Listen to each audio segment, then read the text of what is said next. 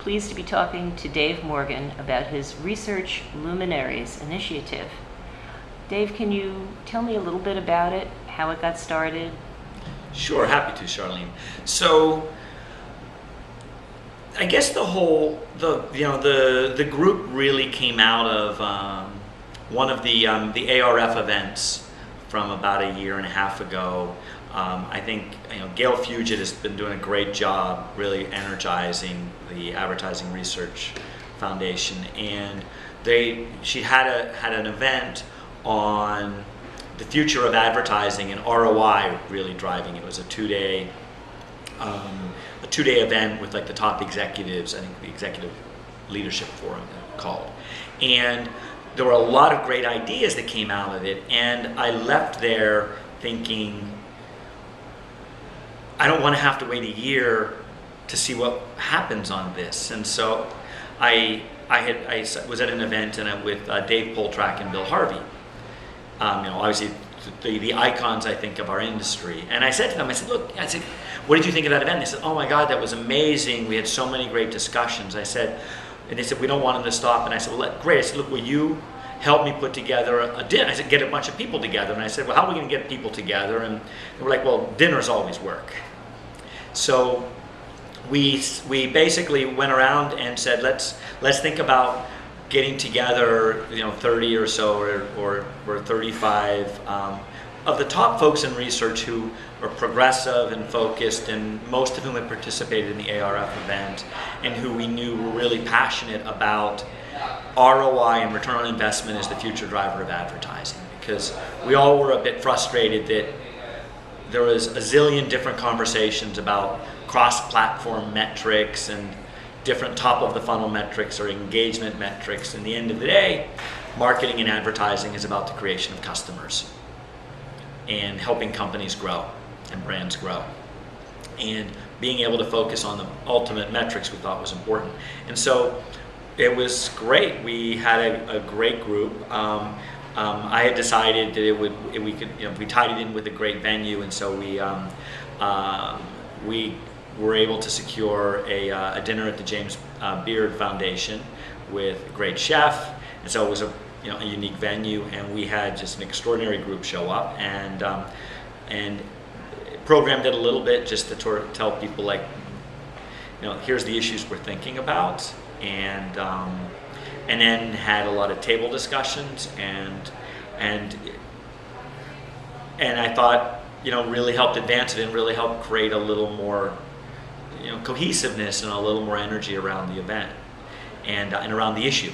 And so we decided that it would be important to continue follow-ups, and so after 6 months we did it, or maybe 7 months, we did another one, and I think once again it was the same kind of group, and we talked about actual specific things people were doing, and it was great to even have people like Nielsen there to talk about what they were doing, so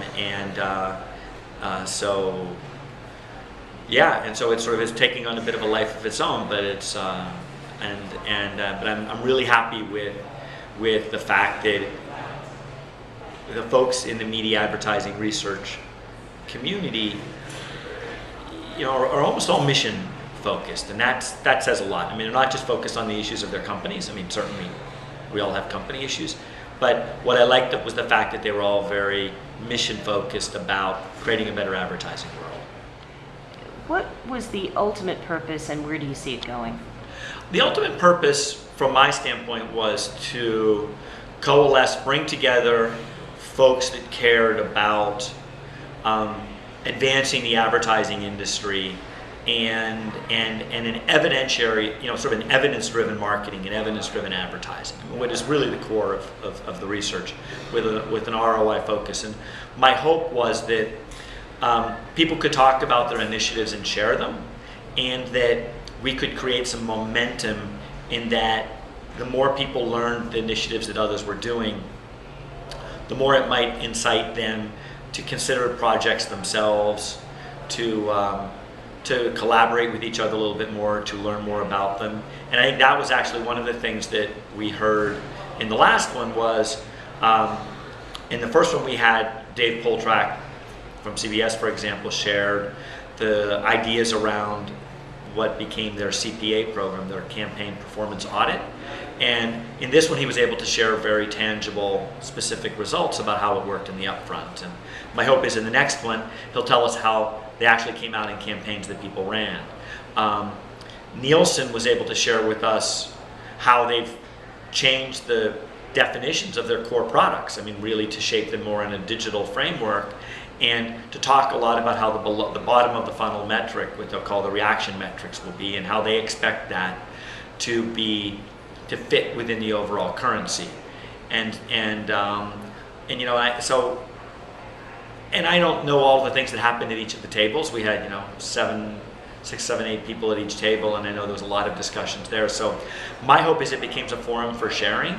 I think there's a lot of things that could come of it. I mean, whether, you know, people could write white papers about what's been said, people can come out with specific initiatives, with, you know, people could create things to follow on. If nothing else, I'm hoping that at least it's a regular opportunity for the coming together of aligned and committed and passionate people about making, you know, advertising more evidence-driven. Dave, what were the takeaways from the first dinner? From the first dinner, I think the takeaways were, one, there was a consensus recognition that bottom of the funnel metrics in advertising were not being talked about and focused on enough, that we weren't thinking about how they would need to be standardized, but that they were going to become the most critical drivers of how a lot of spend would happen in the future, and that we needed to push more initiatives. And interestingly, actually after that, or as part of that, Gail Fugit even put together another ARF event that even helped move it further. So it was good that we were able to work with Gail and the ARF and help maybe play a little role in helping advance something that she had started originally anyway. And there was also an identification of a lot of the issues, I think, in the first one. And some of it was just a general sharing of camaraderie that these are issues. So I would say there was probably a recognition that that the issue was a shared passion of many of them. So probably one of the biggest final takeaways of the first dinner was that there was a desire to do more. You know, there was a desire that this mattered and we need to do more about it, and we as a group like all care and would like to find ways to do that. What were the takeaways from the second dinner? So the takeaways from the second dinner were a little more specific, I think. I think they were discussions of specific projects. I mean, like as I had mentioned, I mean, Dave Poltrack from CBS was able to talk very specifically about their campaign performance audit program, how it was received by advertisers in the upfronts, how they were presenting it. Bill Harvey, who's got he has new stuff every year or two, was able to talk about some really exciting work they have been doing to come up with contextualization or syntax scoring of programming and new segmentation types, and how that can be used to better predict TV audiences and the results of advertising on them. We heard Nielsen talk about some of their initiatives.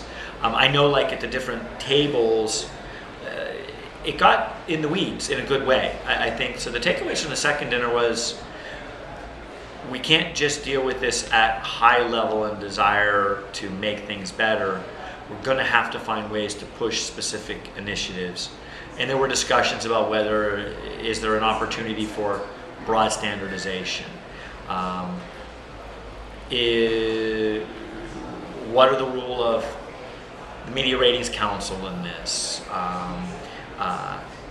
There was, we had representation from Rentrack as well as Nielsen. So how are the different, measurement companies going to do it? A lot of discussion about how television comes together with digital, which actually wasn't really the objective. I actually sort of purposefully had a very TV-centric group because I think TV has some unique challenges, but we had Facebook there, and it was, I think, to hear how Facebook saw the linkage, the ultimate linkage between television and digital and social, and a focus long-term on the metrics of ROI that to me was pretty exciting. And so I think for me, my takeaways were there are specific initiatives going on in the market. They are early, they're promising, and I think we're going to have a lot for the next one to start hearing some real tangible results. And I hope we can get from there takeaways of what do we need to do better next, or how might we, and how can we also exploit other projects that we're all doing. What do you hope to get from out of the third dinner? So I guess what I'd hope to get from the third dinner is first a bit of a gelling of this group going forward. And I think once you've done 3 of them, it's probably the kind of thing then it becomes a bit of an institution in a good way. I don't mean like an institution in a old staid way, but like that this becomes important to people. And I think if we continue to have great food in such a great group, that'll help. And what I tangibly hope to get out of it is a focus on the real results of some early projects that people have done. How have they been received by advertisers? How have they been received by the media owners, the research community? What worked? What didn't work? I think that would be great. I think once you do a few of these, people more and more can let down some of their competitive interests or less defensive, and I think they do anyway, this group, the research community typically does, and talk about maybe what hasn't worked, so we can really start trying to solve those. The other thing is, so people have asked me why we did it. We also have included some people that are not currently active in the industry as researchers, and one of the reasons we've done that is that I think that we as a industry overall, and I mean advertising, media, research broadly, don't always do a really good job learning and passing down things that have been learned a generation before or 2 before. And so, I think if there's probably any real residue that comes out of not just this coming third one, but the others we're going to find that the problems we're solving were solved in the 90s, and they were solved in the 70s, and we're going to learn and respect how those were solved and be able to apply that and not just reinvent the wheel. And so that's why it's really extraordinary to have some people that have worked together and solved a lot of really hard problems at earlier stages in the business. I mean, folks like Bill Harvey and Dave Poltrack, Dave Marins, John Dimling. I mean, it was great to have people like that could, or I don't know if we had John in that one, but we want to have him in. I talked to John about being part of it. But I think finding ways to solve those things going forward will make will be probably, if there's any long-term thing to come out of the third and subsequent ones, are that that this is it's an art, not just a science, that there's a real human, intellectual, and personal part of it. And I hope we can celebrate what a lot of people have brought us in the past and continue to build off of those going forward. I mean, I think the things that Bill Harvey did in inventing the ADI will mean as much to the future of how Facebook is able to convince advertisers to exploit their platform as anything they could invent out of their data engineers. Dave, you mentioned some pretty impressive companies and some pretty impressive research individuals. How do you decide who attended? What's the guest list?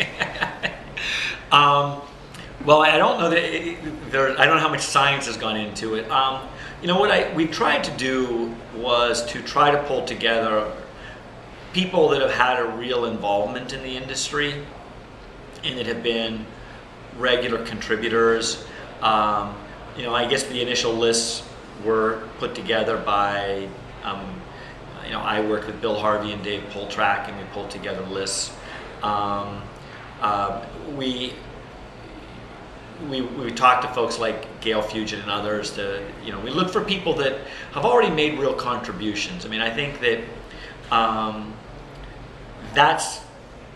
we didn't want to make it just a dinner to be at. We wanted to make it one to work at. And so we looked for people that have really been contributors along the way, and whether that's Colleen Fahey-Rush from Viacom or Stacy of Katz, or Leslie of Nielsen Catalina.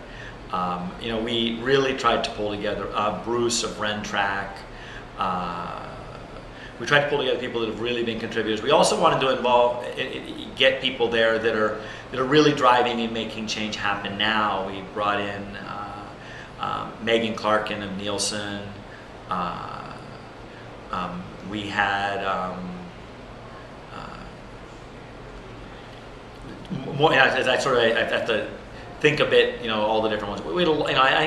We tried to just bring together people that we knew were real contributors and wanted to help make a difference. And I was just thinking Daniel of Facebook, and so it's. I think but we're always interested in working with the group. We have some constraints on how big the Baird Foundation room is, but we're going to continue to try to diversify the group, and we'll probably be bringing in both more of those that are experienced and maybe not as active, and some of those that are newer into the industry as well. Dave, what is your opinion about all of these different data initiative announcements by the networks? Well, I think the different data initiatives that the networks have really been trumpeting in this upfront it's exciting. As someone that has been working in audience-based, data-driven advertising on TV for years, I'm really excited about it. They're all early. And I think they're the first to admit these are early initiatives. It's a base recognition that granular data other than sex age demographics on a C3 or C7 will be key drivers of the future economics of the TV industry. So they've given a fair amount of important real estate. Their upfront presentation to this. So that says something about the commitment. I think that we're still in the very early innings as to what these are going to look like, what kinds of data standards we will have, what kind of data will be reported, what kind of campaigns will be sold, how will they be trafficked and delivered, how will that change the pricing mechanisms. But first and foremost, it is a recognition by the large owners of TV media that this is important. And the fact that the majority of them talked about it in this upfront, I find critical. I think the other thing that's happened, which is really worth looking at, that also speaks to the commitment and is probably going to shape what these offerings look like more than anything, have been the new creation or ascension of what I'll call loosely the chief data officer at these large TV media companies. And so we've seen a number of folks, whether that's at Turner, it's Stefano Kim, it's Kern at Viacom, it's Vikram Samoya at ESPN. Anand Kinney was doing this at NBC Universal before just ascending to CFO. We've had a new focus and a new prioritization in the large media companies of the importance of data. And these individuals in many cases have owned not just a lot of the parameters of how they might use data for research and sales, but also how they'll build a demand management platform, a data management platform for audience acquisition, subscription management, better ad targeting. In many cases, they're working very closely with the CIO of these companies on new stewardship systems to manage ad trafficking and operations. So while there may not yet be a lot of meat in all of the audience offerings of the networks, it's very encouraging that they're doing it. And it's also very encouraging that we're seeing, in some cases, a whole transformation of their enterprise behind that will become ultimately more data-driven, more audience-centric. It's not going to replace content-based selling by any means. It's only going to become a complement to it. But it's also tying together the classic linear TV with their digital businesses and their digital audiences and their digital offerings and their on-demand offerings and their app-based offerings. And so we're going to see a lot of innovation that's happening under the covers of these companies that's probably not as visible. Dave, with all of these data innovations and changing of titles and restructuring of research reporting in various companies, what do you see as the future for traditional research in the industry? So this is my view on the future of research in the advertising and media industry is it's something I think and talk about a lot. It is undergoing change, and it is going to undergo a lot more change. And there are a lot of people who are not going to like the way that change happens, and there are a lot of people who are going to find that the change is very good. And here's what I think is going to happen. To me, research is going through the same thing that IT or information technology went through 15 years ago. It used to be at business enterprises that the notion of research or the notion of information technology was this unique uber specialization that the enterprise only had one person or one department that was trained in it, and trained as an art and a science and a profession, and everything that happened related to the use of research and telling a story with data, interpreting data, all had to go through it. So it was like this central place, and there was a wagon wheel, and everybody had to go through it. And that person had a very significant amount of power and control across the enterprise, just as the head of IT used to. But just in the IT business, what happened was every job became a technology job and an information technology job. And so it became the job of sales to know how to use information technology systems and CRM. And it became the job of finance to know how to use complex management information systems. And it became the job of production to use just-in-time technology. And so technology, information technology was democratized, and the head of IT sort of thought like, oh, no one cares about me anymore. Well, actually, everyone cares about what they're doing. It's just that person no longer controls everything. And that person faces a lot of competition in their own organizations. And that's where research is going to go to. Research and data and the interpretation of data and taking actions based on data and evidence-driven marketing and evidence-driven actions are now the jobs of everybody in media and advertising. It is no longer enough to just sit back and wait for a pronouncement from your research head as to what was right or wrong. You're no longer going to look at that person as the medicine woman to say, this is what the stars have said last night and we will do tomorrow. Now, we lose the romantic part of that, and that other era gave us some extraordinary people. Like, you could have Erwin Efron, who, if you followed him, you weren't going to miss. But I'm really excited about the next era because we're now going to have thousands of Erwin Efrons and millions of Erwin Efrons, and they will, their teachings and lessons will propagate all across. And so I would say the best practices of research are not going to be lost in this. I think that it's now going to become much more accessible and much more decentralized, and I'm excited about that. That will make people uncomfortable and it may make them sad, but I think it's going to be good.